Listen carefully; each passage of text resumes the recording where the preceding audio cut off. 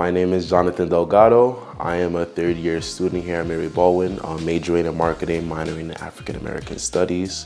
Going into my second year, I knew that I wanted to step into some leadership roles on campus, so I then became president of the Black Student Alliance, secretary of Latinas Unidas. I became an RA, and I also became the executive officer of diversity and inclusivity on our SGA, our Student Government Association. Our first meeting, we were brainstorming ways to kind of get the campus a little more involved with the Black Student Alliance, putting ourselves out there, and we came up with the idea of the Black Business Fair. I wanted to connect the community of state into the community here at Mary Baldwin, and I felt like this Black Business Fair was the perfect opportunity to do so.